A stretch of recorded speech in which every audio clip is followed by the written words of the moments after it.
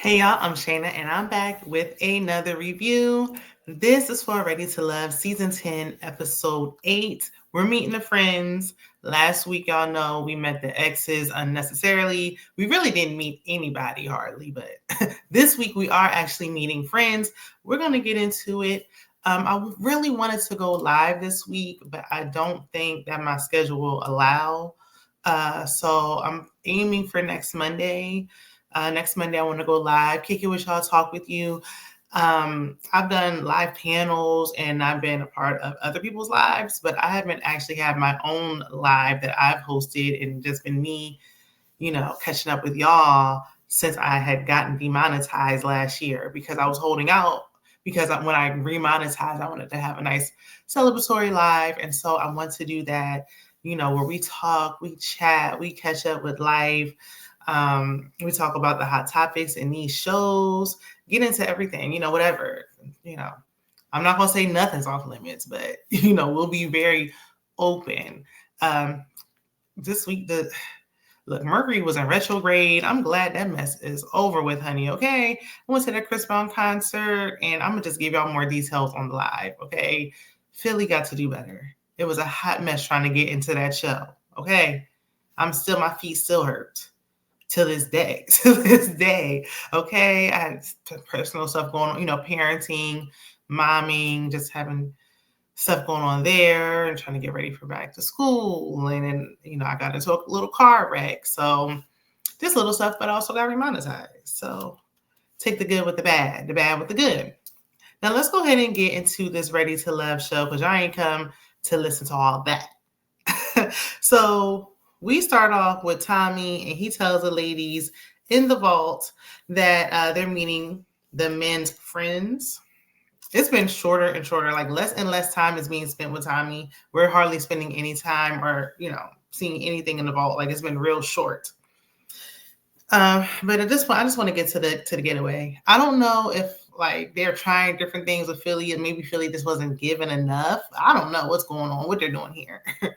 But the getaway is where the mess happens because everybody's all in the house at the same time. There's a lot of people left. And I'm like, how are they still here?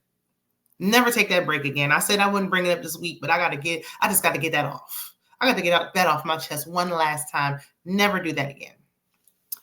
So Kiara is meeting Jay's homie of 15 years. Jay said that that's his childhood friend. But then he said 15 years. And I'm like, isn't Jay like 33, 35, 37? He's in his mid-30s. And he said 15 years and he was talking about high school. Like the math just wasn't mathing to me and I was going to let it go. But I just feel like somebody can't count. And I'm going to just leave it there. Anywho, he's referring to her as Bae. So I feel like, okay, they definitely locked in. They're probably going to be walking the bridge together. And, we're going to hear the song singing and ringing for these two for sure. For the friend said that Jay likes, because Kiara was asking about commitment and how she thinks he feels about that. It seems like he's just been in one really long relationship since high school and then single for the last few years as being a player. Like there was no in between. It was either that long one relationship with the mother of his children or nothing. But the friend had mentioned, him having a girlfriend for 11 years. And he was like, I mean, you don't even have to act like he was with somebody for 11 years. Like, that should say it all. Like, that don't say nothing for me. That's actually nothing but red flags, if you ask me. Because what do you mean girlfriend for 11 years? Girlfriend? Okay. And then Kiara had valid points. She was like, okay, that don't mean it was 11 blissful years. Obviously, it wasn't because y'all ain't together now. Y'all are no longer a couple. Y'all are not together. So it wasn't that great for y'all still be together. She's like, y'all could have been making up, breaking up every year. And I understand they were childhood sweethearts, but over a decade and 2 kids later, and you didn't even propose. No engagement, no talks about getting married. Like, yeah, y'all were young when y'all started out, but y'all wasn't that young when y'all ended. So I feel like you weren't, you want to say I committed, that was my girlfriend for 11 years, but you didn't have the official, I know every marriage isn't for everybody. I know it's not for everybody, but if it's for you and you feel like that's the ultimate commitment and you didn't even do that or discuss it, then you weren't really all that committed to me. So Kiara asks she asked a friend how Jay may feel in regards to a blended family because he has 2 kids, she has 2 kids. And I was with a friend, like, both of y'all have 2 kids. So what are we talking about? Like, there's nothing to talk about. As long as everybody's safe, happy, and, the children get along and they get along with y'all, like, why would it be a problem? Y'all have the same amount of kids. So it's not like it's uneven or it's like you don't have no kids and he got 2 kids or whatever. They really don't have much drama. So there's not much to see with them. I feel like, we're not going to get a lot. Now, next week, I might have to, eat my words. But as of now, there's not much going on. Only thing that's going on for me is I just want Jay to, incorporate a skincare routine. Because, I love the confidence and everything. It's just, you got to get that skincare routine down. You got to find a skincare facial products that work for your skin, because it's just on TV nowadays with the TVs, like we see every nook and cranny. You know what I'm saying? But moving on. So Taye is meeting Cisco's line brothers. He's in the fraternity. And she said, she was telling them like Cisco has everything she wanted. And he gonna holler, except a car. Yeah, ninja, except a car. Honestly, Cisco is 41 years old. Enough. You're 41. You have silver hair. You should have your life together. Like, no. The friends is up there trying to push potential on her. And I enough. No. She don't have to deal with it. Like, I wish she would have just been like, I appreciate that he was like, look, I don't have my life together. But I feel like he's looking for another woman to lean on. Like, when he was explaining that he was broken and had nothing going on or something like that, it was because he got divorced. So it's like, okay, well, who was handling all the bills? Was it your wife? Like, how are you left with absolutely nothing to the point where you don't even have a transportation, a basic necessity as an adult? So I just feel like you shouldn't, if you don't have yourself together at a certain point in life, dating should not even, like, that wouldn't even be on my mind. And y'all love to be talking about, men leading the way. As a man, since we're talking about men leading all up and through this episode, as a man, where are you about to lead her to? Where are you going to lead anybody to? You can't lead nobody nowhere. You don't have yourself together. Like, no. Dating shouldn't even be a thought. Yeah, you want to be on TV, maybe you want a little check. I don't know. But I wouldn't even be, dating. I don't have a car. Like, how am I supposed to take somebody on a date? And I know people probably thinking, okay, it's Philly. Like, they probably have transportation that runs frequent. And while that's true, it's a major city. Like, Philly is not New York, where people just like, it don't even make sense to not have a car. Most people in Philly, if you're grown, have a car. like a lot of people have a car, know how to drive, and have transportation. Taye has it. That's who he's interested in. And she wants a man who also matches what she has. She's not asking for too much. That really is the bare bone minimum. So Taye, and she has herself together. She shouldn't settle. I am not for women settling. Yes, you may have to compromise. Yes, there may be some things like, okay, you don't have that right now. Everybody's not going to have everything. You're not going to have every single thing that everybody wants. But like, that's just too much bending for me. Okay. Not only do you you don't have a car, but you have a place. No, you don't have a place. You don't have a car. And he don't be missing no meals. Everybody else be sitting at the table on these dates, just talking, drinking water. He don't miss no meals. Every time he goes on a date, he takes an opportunity to get full off of that meal. Okay, we're going to see him eat. I'm just saying. So, and I wonder if he has children. I mean, he didn't mention that he did. I'm just wondering if he does. So that's another layer. The friends guilted Taye into apologizing because she wants a man who's stable. She wants a man who's stable because she is. And she's just asking for somebody to match her energy. And they were like, well, that hurt his feelings when you said that. And he's still a man with feelings. Like, okay, she's a woman with standards. Excuse me, come again. And he didn't, of course, you don't want to put all your baggage onto the table upon first meeting. But he waited a little while before he told her this information. So her reaction was just a natural reaction, if you ask me. But she ends up apologizing because she didn't want to hurt his feelings. Girl, please, I don't apologize for nothing. Like, no, that's how I felt. And she stood on it, even though she apologized. But she was like, that's how I felt in the moment. Like, I had to process what you just told me. But I feel like this is a joke. Girl, keep your standards high. You hear me? So Tay was honest. She said she has other connections. And the friends, when she left, she didn't even eat. She was like, I got somewhere to be. But they was like, they respect her. They like her. I don't know if Cisco will last. I think Tay may try to save him because she actually does connect with him. But like, if something don't turn around and he don't get himself together, it's going to get very old very fast.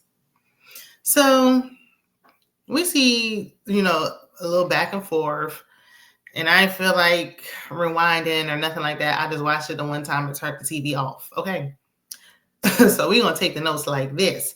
Cam invited Sahara, Rose, and Angie to meet his female best friend. And surprisingly, no one had an issue with this. Because usually they'd be like, what? A woman? That's your best friend? Like, nobody had no questions. They were just like, okay, cool. Like, so even Sahara, I was a little surprised. Then we see Callie. He invited Deanna and Tay to meet his friend. And I'm still wondering where Khalil and Tay got a connection. Like, I don't remember. And see, that's what happens with these breaks. I don't recall seeing them connecting. Like, I thought she just her only other connection was Naim. Maybe they were, and I just forgot. Because I know at one point, Tay was like everybody's number one. She was at the top of everybody's list. But she's every week she having a date with Khalil. And I'm like, when did this happen? So back with Cam, his friend said that one of his issues is he gives women multiple chances, even if he's not interested in them. You shouldn't be giving somebody you're not interested in multiple chances. Like, I feel like it's so unfair to play with somebody's time. If that first date ain't hitting on nothing, that. You don't need to go and let me go on 10 more dates and see. You're playing games, you're wasting time until somebody you really want comes along. And I don't like that. Ooh, sorry, it's late. So Cam mentioned leading his partner. And Angie was like, there you go with that L word again. Lead. I don't like that. So she's like, look, what if I don't want to be led? I can lead myself. We already know her water broke and she was leaking fluids everywhere and drove to the hospital and made her ex sit in there and be a passenger princess. She don't want to be led. I just feel like this may not be the right show for you, or I just don't think Angie's match is here. That's all I'm saying. Like, I feel like, fine. There's some men who prefer to take the back seat and want to let the woman, like, everybody don't have to want everything. She can be herself and be how she is and be comfortable, because clearly she is uncomfortable letting her guard down and letting some man lead the way. She doesn't want that. She's very vocal about it. But that man ain't here. So I just think she should, maybe try another alternative route when it comes to dating. Rose was like, look, well, I mean, I want to be led. I want to be cared for, and I can take care of you too. I want to nurture my man. I want to rub his back after a long day and cook and clean and do all the things. And Cam was like, no, I don't really like that. Here go my ear kicking on. Hold on. Oh, excuse me. I didn't want to be yawning all up in y'all ear anyway. It's midnight, and I'm sleep deprived from fighting to get into that Chris Brown concert, but that's neither here nor there. Look, if y'all on TikTok, you can follow me there. I did post a little story on there. It's same as it is here, Shana_MCD, or, McD is what some people like to say. Be sure to like this video. Subscribe to the channel if you haven't already. If you like what you see, subscribe for the vibes, or whatever they say. It's free 99. Okay, anyway. So Cam was like, I don't really like that. Like, I don't want you nurturing me and doing all that. I don't want that. Like, no, thank you. And I said, him and Angie got more in common than I thought. And I just felt like Rose was like throwing herself on the men. Like, it was giving very much interview for me. Like, She listened. Oh, I can do it. Whatever I can do. Yep, I want to do it. I can do it. And it's like, Rose, are you just trying to win, or do you really like these guys like that? Like, what are we doing here? Now later on, she did say she likes to fall fast, and I see, but she like almost pushy with it. Like, I think out of all the options, Cam's interested. Well, I would say Angie, but he was talking to Angie more. Like, I really think he likes Sahara the most. But back with Callie, Deanna, and Tay, she was saying she's a low maintenance girl. Like, if you're busy with work, you don't have to call her. Matter of fact, she don't want to talk to you no way, especially if she can trust you. Like, why do y'all need to talk? We don't have to talk every day. Like, she don't even like all that. And Tay was like, hold on. Not so fast. Not over here. Not happening with me. No, thank you. Like, you're going to call me. You need to check in. I'm with Tay. What you mean you going a whole day not talking to me because you at work? You don't have no break in the day where you can send a text. Like, yeah, I understand we can't sit on the phone all day long. You're busy with life, but you can't even text me. You can't check in. You didn't go to the bathroom. You didn't take a lunch break, nothing where you could check in just to check in on your person and make sure they're good and, you know, how their day went. I don't like, it just sounded like excuses to me because there's so many ways to communicate now that there's literally no excuse. Somebody is going a whole entire day without talking to you. They just don't like you like that. And maybe Deanna just don't like Khalil. I don't know. But I mean, she said this before. I feel like she probably, when it's somebody who she really like and she want to talk to them, but she don't want to hear from them. But if it's somebody like, I don't really like you like that, then yeah, she don't care. But Tay was just really going on. And she was like, look, no, it's self-explanatory. Like, you should be able to check in. So, and because the friend or somebody was like something about her being clingy, and she's like, it's not clingy. It's just, first of all, I think it's just common courtesy. It's respectful. It shows interest, especially if we're in a relationship. Like, I just think it's odd to not say anything all day. But Khalil was like, look, I would prefer you be clingy than not. Like, because basically it's just showing interest. I want to know you're interested and I want to reciprocate and I want to feel safe being able to do that without feeling like, oh, you don't even like it because you don't want to talk to me. Because it just gives a sense of like rejection. It seems like Khalil and Tay may be a little more compatible with this group. And side note, I mean, this don't have anything to do with anything at all. But Deanna, don't you ever pull that blonde wig back out. Leave it, put it back where it came. I don't know where you got it from. It looked like her, because her and Tay in certain scenes, it looked like they was just, I thought, it's giving reunion. Like they was filming a reunion that night and they came in and had to film a couple extra confessionals. If I see that wig at that reunion, I'm going to scream. Deanna looks, the short blonde hair fits her. That heavy blonde wig, no. So Rose and Angie leave Cam's date with the friend, but Sahara was like, look, she feel basically like Cam need to make a decision and choose wisely. But then when you be like, okay, well, you need to make a decision and choose wisely, you know, that sometimes can push people away. I don't know. I feel like Cam, once he likes to chase, but I feel like if he actually got Sahara, like, okay, well, are you going to keep that same energy or do you just like to chase? So Naim invites Tay and Deanna to meet his friend. They always on a date together. Goodness. And I wrote Tay meeting all the friends. The ladies don't have children and are concerned about Naim's 5 kids. And rightfully so. And I'd be concerned too. And I have 2 kids. Like, if I'm concerned and I have kids, if I didn't have none, I wouldn't even be on this date. Like, why am I here? I don't need to be here. I'm not interested. No. But anyway, Naim said, you know, he's done the work, but he can't make them want to talk to him. I'm so tired of y'all running this into the ground. Everybody done the work. Everybody's done the work. I can't tell. And if you've done the work, you don't need to keep shouting that you've done the work. We'll be able to pick up that you've done it.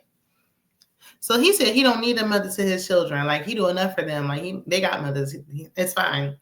Yeah, that might be true and all, but if somebody's seriously with you, then they're going to eventually play a motherly role. Like, especially depending on how old these children are now. They're almost grown. If he had 5 like adult children, that'd be one thing. But he said at one point he had baby mama drama, which is a no-no. And some of the kids are still pretty young. So when they come over, when it's your time with your children and she's there, what's she supposed to do? Like, I hate when people say that. I say it time and time again. Are the people supposed to just ignore? What you want them to do? Ignore the kids? Act like they don't exist? Treat them like friends? No, like if they're with you, then they should have some kind of respect and a boundary as like a parental figure. So that just don't make sense. But friend says that, first of all, he said he got 7 kids between him and his wife. And I'm like, oh, Lord, in this economy, please. But he was saying that Naim, he self-sabotages relationships because he doesn't trust women, which don't make no sense. You self-sabotaging because you don't trust yourself.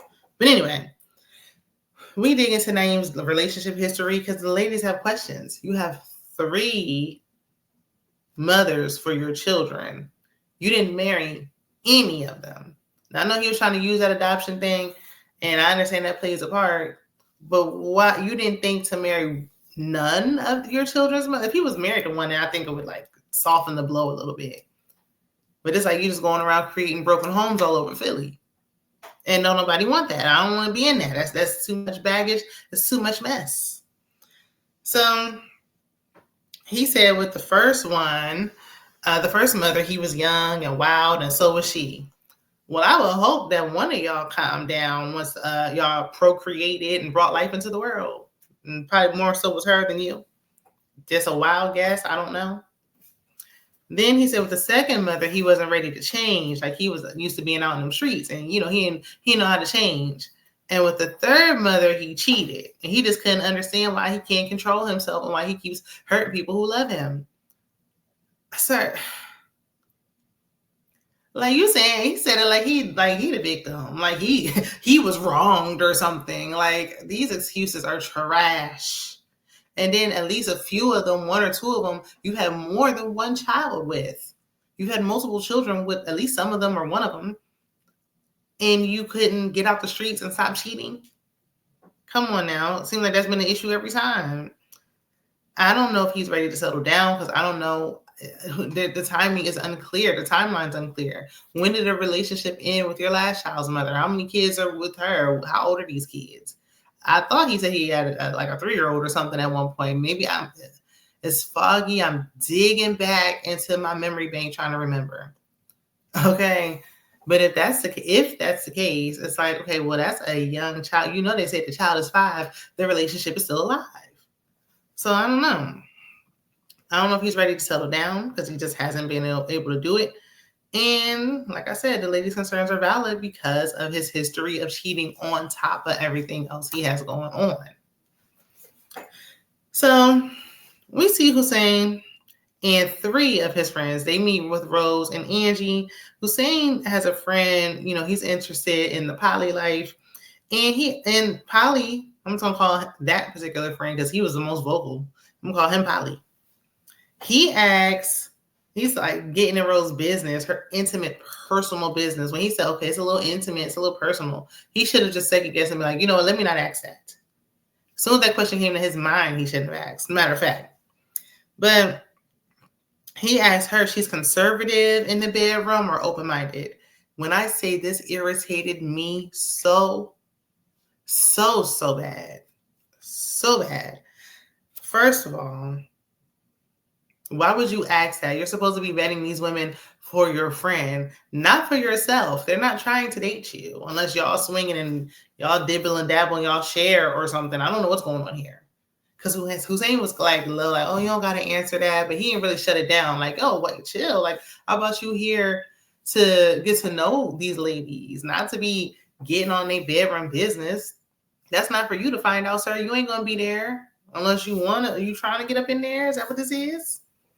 And Hussein hanging around people like that, like, Hussein, what you into? Because Polly sure was vocal the whole entire time, very boisterous. And I'm like, is he speaking on your behalf? Is he your mouthpiece speaking for you? Because this is what you really want to know? And he just saying, he's the one who don't mind coming out and saying it so you don't look like the bad guy? I mean, I don't know. I'm just speculating. But I just feel like this happened several times all throughout, and it was very, very inappropriate. So, but of course, she answers because She's got to put herself out there. And she was like, oh, well, she's basically open to anything outside of sharing. And I was like, anything? And she was like, I ain't never had no complaints in the bedroom. Well, why would I don't know, maybe some men, y'all tell me, maybe some of y'all do complain, but why would a man be complaining when he's getting some? Like, what is he? Why would he just be complaining? I don't know. And I'm not blaming her at all when I say this, but I feel like, okay, those men, you said everybody you dated stepped out on you. So yeah, they didn't complain to you. They probably was complaining behind your back to them other women that they was messing around with. But that's neither here nor there. So Angie arrives and she knows Polly. And everybody's like, well, how y'all know each other? Like, wait a minute. Hold up. And she clears that up immediately. Like, he said he has some kind of, events. And she's like, she's just been bartending at his events. And then he's probably oversteps his bounds and makes people uncomfortable again, or at least me uncomfortable watching it. He was like, maybe the three of y'all should hook up. And I've expressed this before. If people watch previous reviews, I don't like when people get into like intimacy and like adult bedroom conversations too soon. Like, I just think it's very inappropriate. Even though Hussein isn't the one asking these questions, the fact that your friend feels so comfortable asking me this, that would turn me off. But, I'm not there, so it's okay. And Rose ain't about to say nothing to let a potential connection slip. Angie gonna say something, but she ain't even mind this. So another friend says Hussein falls too hard, too fast, and Rose was like, I love it because I fall hard and fast too. Maybe you need to stop doing what you normally do. If that's what you normally do, you shouldn't do it no more. But I mean, you might want to slow down, Rose, because that hasn't been working for you. Rose leaves, and then the other friend, he says that Hussein has a high sex drive. And I'm like, now, why would you know that? How do you know? What are y'all into?